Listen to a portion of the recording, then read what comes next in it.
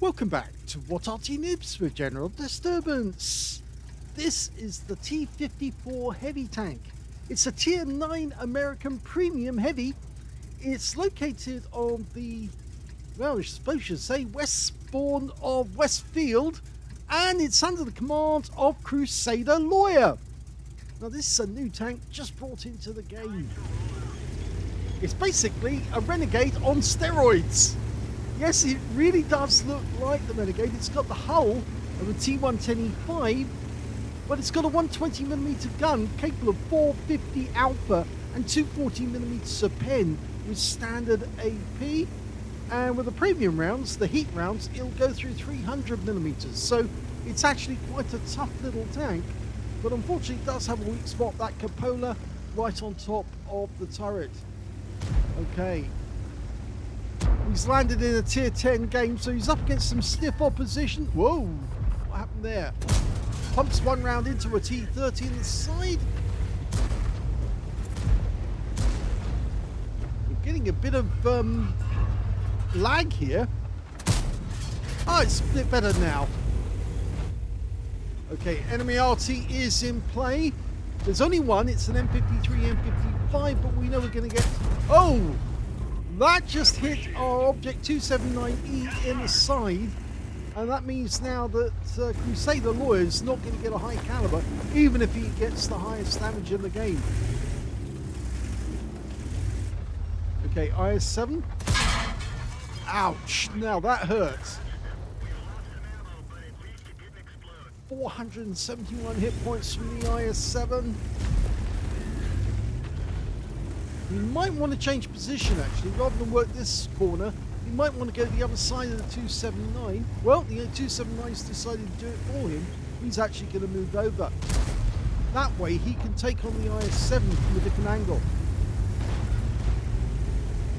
See, the IS-7 keeps looking in his direction, but this third person's perspective actually does help a lot, because you can see which way the IS-7's looking as he pulls up to the ridgeline.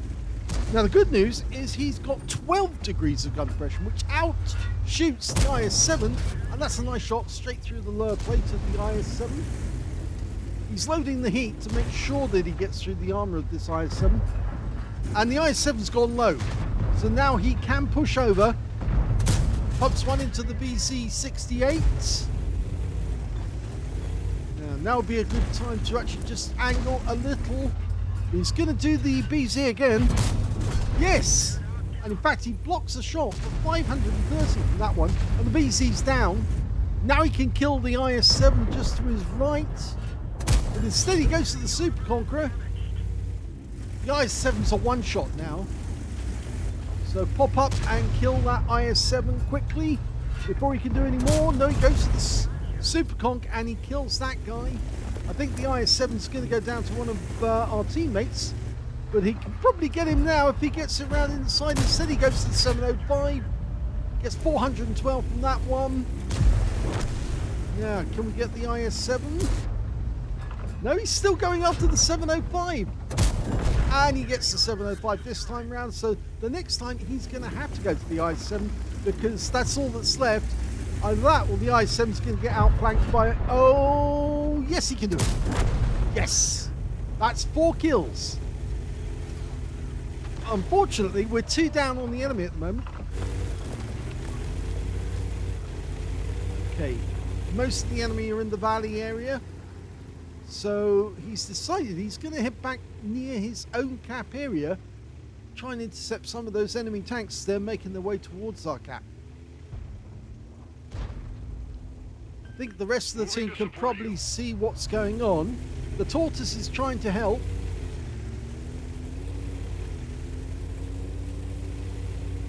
Now this tank was brought out very recently. It was part of the black market auction, and they gave out only a limited number.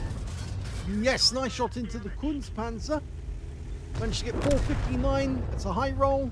Oh, and there's the T54, and we're getting a lag again, I'm afraid. Yes, he did connect, but a low roll for 424. The T54 is now a one-shot. And I think he's going to try and stay behind cover, because if he pulls out, he's more than certainly going to get wiped out, and he knows it. Yeah, he knows he's a one-shot. Change position. He might pop out if he thinks it's safe.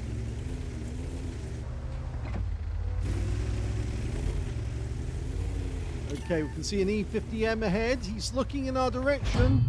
Bounces one round off us. That's the 105mm gun. Or is it? I think it is, if I remember correctly. Or is it the 128? No, I think it's the 128mm. What am I saying? 105mm. Okay, well, the T54 doesn't want to give up. He's actually fired one into our tracks. And the E50M's getting close, so we have to think about him rather than C54 lightweight.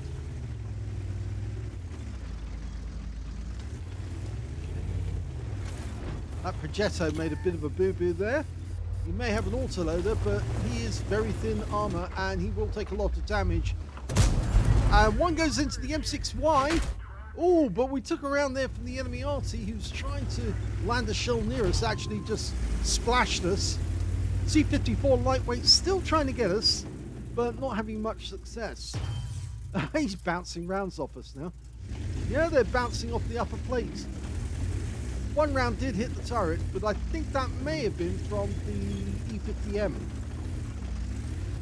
Okay, T54. Nice shot. That's his 5th kill. Thanks a lot. And yes, the T54 lightweight on our team actually gave that kill by not actually going after that guy because he wanted to get him to get the top gun. Okay, where's the E50M? He should be round about here. He's not. Okay, so he must have pulled back. We just got proximity spotted, I think. I think he's just after the next chine. So he's a little further on. There's the 268. He might have been the one that spotted us. Side on. Puts a round into him. 268 again. Pumps one in through the lower plate, and it's now one shot. But Arty fires one in. Oh, 268's gone down. Taken out by the Supercon. So there's still one kill for him to get a top gun. M6Y. Engine deck. And he's got his top gun. Much obliged. Confirmed. Nice. So E50M is now the big problem. And yes, that Arty's still trying. I think that shot was because he didn't know precisely where Crusade Lawyer was. He couldn't actually work it out, so he just fired the round where he last saw him. And that's why... Oh, and the E50M is just over the next rise. I was right, he is down there. But he's bouncing rounds off us, and he took one there. Oh, and he managed to get another round in on us, which splashed us. Slowed the reload a little. Oh, we took him around from the Waffenträger. I think the Waffenträger's got the stock gun though, that's the good news. If it had been the top gun, I think we would have known about that. Ow! We've been tracked again, both tracks.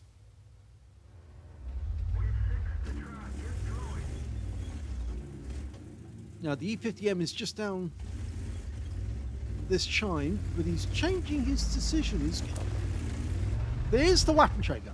Okay, you can take this guy out. If he can get this one and the E50, he ends up... Oh, he does get the shot. It's a low roll, 398, but if he can get both, he would actually end up with a Radley Walters. However, I think the rest of our team have got better ideas. In fact, we've got an FP215 B183, the Death Star, and it looks like he's going after the Arty. So we haven't got a chance of getting the Arty. We have to make good on the Waffenträger and also the E50M. The Arty's gone. Okay, we've got the top gun. If we're going to get the Bradley Walters, we need both kills. Oh, there's the Waffenträger. He's right over in the corner. He's outside view range. Trouble is, the E50M could be down there, and if he does get one shot into us, he might wipe us out. But there he is. Well, it's a high roll, 485, and he's down, which means that we can't get the Radleys now. But it's all about the end game, and the Waffenträger is over in the corner.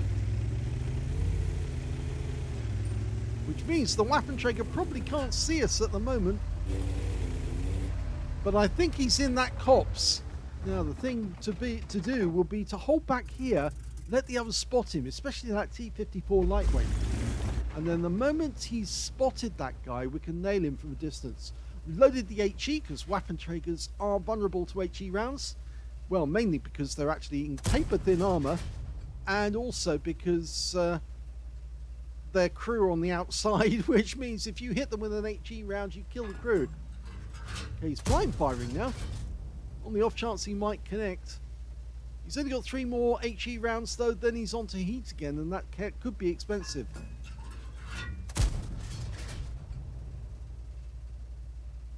I'm certain he's in that copse.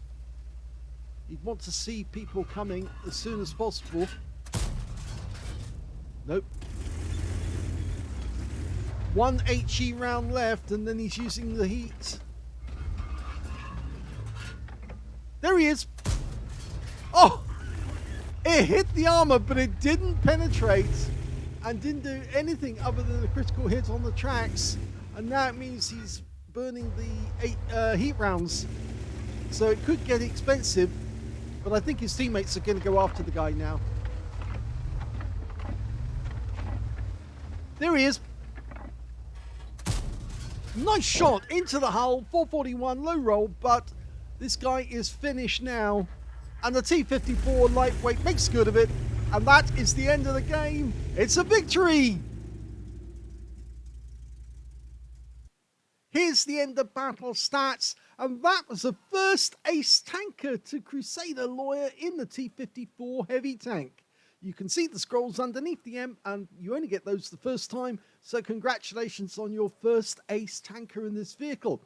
He also got a fire effect for doing more damage than hit points to his own vehicle, a shell proof for blocking more damage than hit points to his own vehicle, master gunner for getting 5 armor penetrating shots in a row, duelist for taking down 2 tanks who damaged him, a bruiser medal for getting at least 5 critical hits, and he did get a top gun for dealing them, getting at least 6 kills, but he didn't get the high caliber in this game because, of course, he hit his teammate in the Object 279E early on in the battle. His win rate for the game was 14,067, which is super unicum and a lot more, but then Crusader Lawyer is actually quite a good player. He's got a very high win rate rating. Let's have a look at team score. Well, in this game, his damage was 8,115 hit points. So yes, unfortunately, he was denied the high caliber, unfortunately, because he hit his teammate in the Object 279E. The second highest damage went to the Super Conqueror on his team with 4,545, and he got a Confederate. And the third highest damage in the game went to the Object 705E on the enemy team, who managed 3,473 hit points.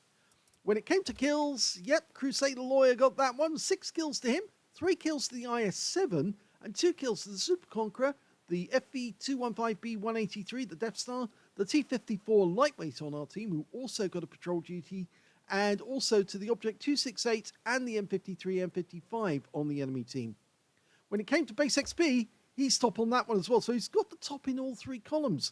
1,777 Crusader Lawyer, 1,107 to the T54 lightweight, and they were the only 2 players who managed to make it over 1,000 base in the game, with the Super Conqueror getting 935.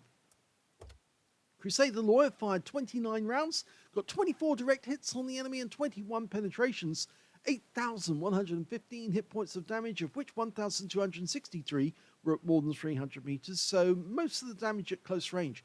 10 hits received, only 2 of which penetrated and 7 non-penetrations. A lot of those shots came from the enemy T-54 lightweight, who still tried to penetrate his armor, but just couldn't get through. It's just too strong, this tank. He also received 5 hits by way of splash damage. Most of those came from the M53, M55, who persisted in trying to immobilize him so that he could help the E50M. But in the end, the E50M gave up trying to get any damage on him and drove away. And that's a bit of a pity, really, because that M53, M55 did put up a lot of effort to immobilize Crusader Lawyer, but the E50M just wasn't interested in the end. I think he doubted that he could actually get the pens. 1,810 hit points of damage blocked by armor.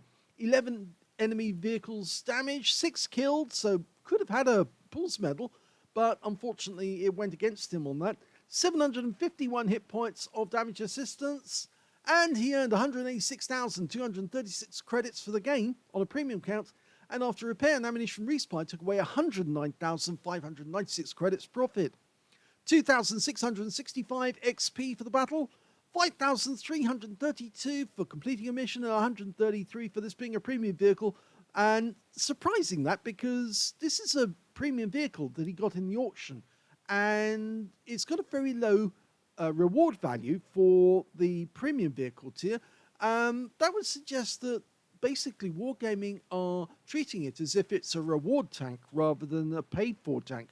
Normally on premium vehicles, they give you a hefty premium bonus, but on this one, we're not getting that much. And that could be because it was paid for either with free XP. I think it was free XP, or was it? No, it wasn't free XP. It was actually gold. So yes, he should have had a much higher bonus, but he didn't get it because Wargaming have set the bonus low. 8,130 experience points altogether. So that was a very interesting game in the T54 Heavy.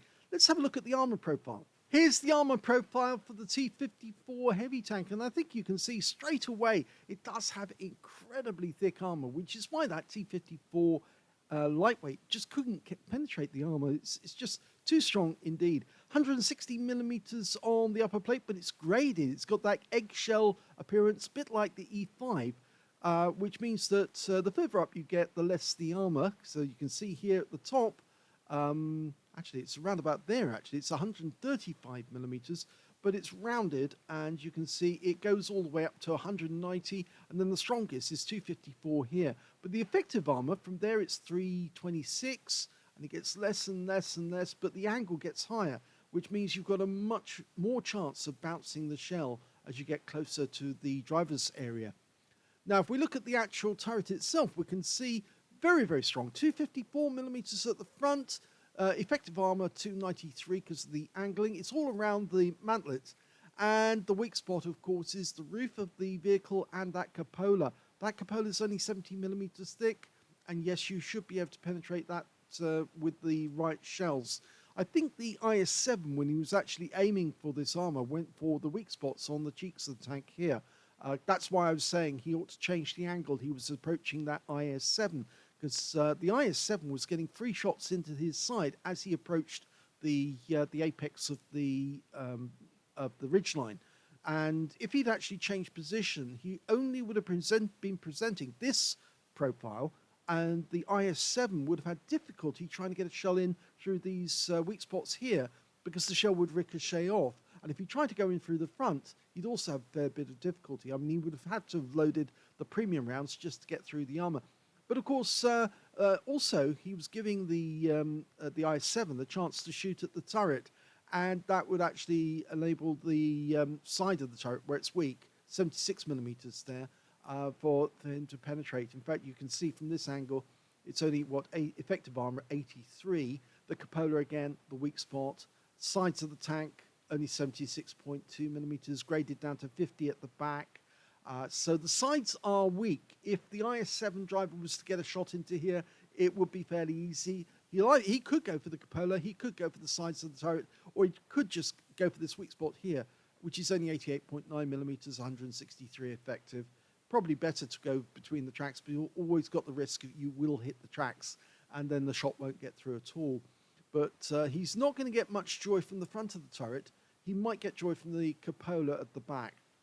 So, yes, we can see the weak spots. And if we go to the live version, just to have a look. Remember, it's a 120 millimeter round. I think you can see front on, it's a very, very tough tank to try and take down. In fact, you can see from that eggshell-shaped hull and the turret, because it's so well rounded, it's very, very difficult to get around through. You could go through the lower plate because it's only 110 millimeters, but remember, this tank's got 12 degrees of gun depression. So if he's on a ridgeline and he's actually shooting at you, He's going to be, if I can get the right, give it the right impression. Okay, that's better.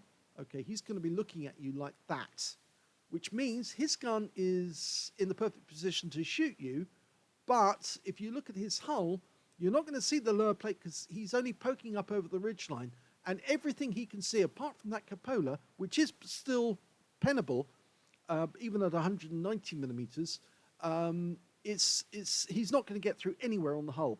So one tank like this, you want to go flat to the ridgeline, not at an angle. And he was at an angle to the IS-7. That's why I suggested he change position so he could attack the IS-7 without the IS-7 being able to fire back at him. Because the IS-7 would have still had problems with gun depression, but he wouldn't have. He would have been able to attack them. Anyway, that's my advice anyway on this thing. It's very, very new. This is the first replay we've had on this channel, and we do appreciate Crusader Lawyer sending in the replay so we could actually have a go.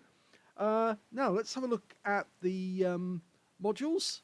Yes, unfortunately, Wargaming have not shared the modules with anyone, so all we can tell is that driver is sitting in the center up front in the hull.